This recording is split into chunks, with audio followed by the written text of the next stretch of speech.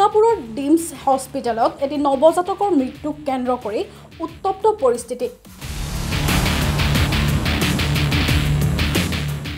সোমবাৰে সোণাপুৰৰ নামটেপেচিয়াৰ স্বপ্না কাঠাৰ নামৰ এগৰাকী গৰ্ভৱতী মহিলাক প্ৰসৱৰ বাবে ভৰ্তি কৰোৱা হৈছিল ব্যক্তিগত চিকিৎসালয়খনত। সোমবাৰে নিশা 10:30 ভৰ্তি কৰা গৰ্ভৱতী মহিলাগৰাকীৰ সিজাৰিয়ানৰ জৰিয়তে 11:30 এটি পুত্ৰ সন্তানৰ জন্ম হয় যদিও শিশুটিৰ উশাহ নিশাহ লোৱাত কষ্ট হোৱা বুলি শিশুটিক ICUত ভৰ্তি কৰে চিকিৎসকে। ইফালে আজি দুপৰীয়াৰ ভাগত শিশুটিৰ অৱস্থা জটিল হোৱা বুলি পৰিয়ালৰ পৰা 45,000 টকা বিল আদায় লোৱাৰ পিছত শিশুটিৰ মৃত্যু হোৱাৰ কথা জানিবলৈ দিয়ে চিকিৎসালয় কৰ্তৃপক্ষই।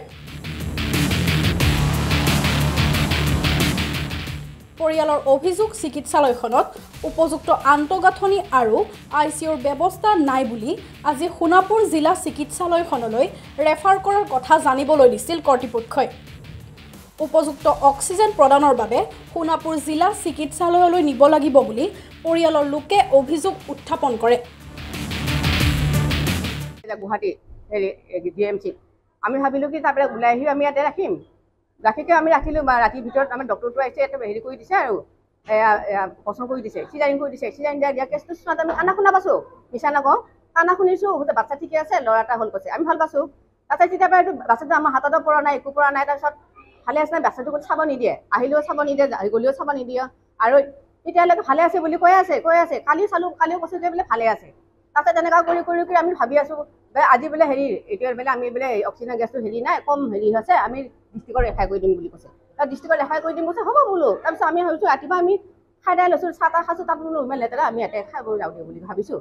এতিয়া জমাই দিছে, যেতিয়া পইচাটো জমা দিছে 45,000 জমা দিছে নহয়। জমা দিয়াৰ লগে লগে জঙাই মাতিব আহিছে কি মই চাহ খাই গৈছোঁ। মই মা কৈছে কি কান্দিছ বুলি কৈছে। মা মই কিয় কান্দিছ বুলি কৈছোঁ। বাবুটো বোলে নাই আৰু কৈছে। বাবুটো নাই আৰু কালি পৰহিয়ে মৰিছে চাগে। এতিয়া এম্বুলেঞ্চত যোগাৰ কৰিছে, এম্বুলেঞ্চখন বাৰু আমাক ৰখি আছে, যাবৰ কাৰণে ৰখি আছে। তেতিয়া আমি যাব দিব লাগিছিল। সেইখিনি সময়তে আমাক জোঁৱাই মাতিকে কি কৈছে বাচ্ছাটো নাই। আমি তেতিয়া মনটোত অভাগ লাগিছে জানো কৈছে আগতে জমা লৈছে লৈকে নাই আৰু কৈছে বাচ্ছাটো।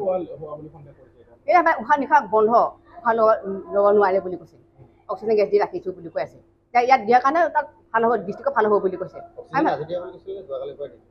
যোৱাকালি পৰখিনাৰ পৰাই দিছোঁ বুলি কৈছে। মিছা কথা কোৱা নাই, পৰখিনাৰ দিয়া বুলি কৈছে। কৈছে আজি যোৱা কথা ৰাতিপুৱাই। চাচোন আজি যাবহে লাগিছিল আমি, পইচাটো দিয়াৰ লগে লগে ডিষ্ট্ৰিক্টত আমি যাবহে লাগিছিল। সেই ডাঙৰ হেৰি আছে বোলে, তাত বোলে হেৰি মিচিং আছে, তাতে ভাল হ'ব যা বুলি কৈছে। মই এটা মন খেলি আছে দেই, বাচ্ছাটো যেন নাই আৰু নেকি। ডিষ্ট্ৰিক্টত যে ইমান ডাঙৰ মিচিং থাকিব, ইয়াতো থাকিব লাগে ইমান দামী এখন হেৰি প্ৰাইভেট মেডিকেল হয় জানো।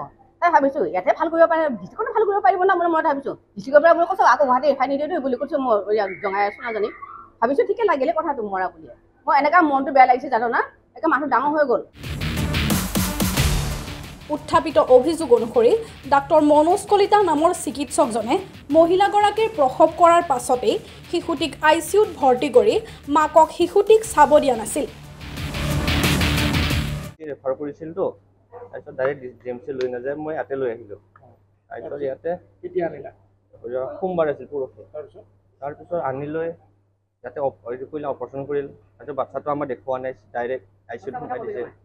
তাৰপিছত আৰু তাৰ ৰাতি চাব গৈছোঁ, দূৰৰ পৰা চাব দিয়ে। আজিলৈকে দূৰৰ পৰা চাব দি আছে, আজিলৈকে তাৰ ওচৰত চাব পৰা নাই।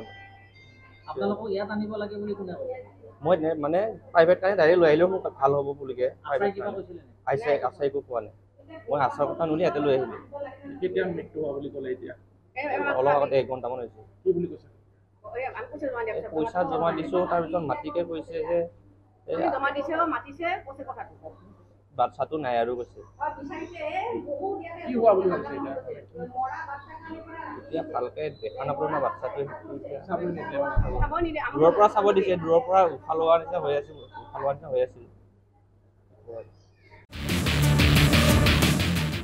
ইপিনে এই ঘটনাৰ পাছতেই চিকিৎসালয়খনত সোণাপুৰ আৰক্ষী আৰু দণ্ডাধীশ উপস্থিত হৈ তদন্ত আৰম্ভ কৰে। ইতিমধ্যে আৰক্ষীয়ে মৃত শিশুটিক মৰণোত্তৰ পৰীক্ষাৰ বাবে GMCHলৈ প্ৰেৰণ কৰে। News desk report, Republic north east.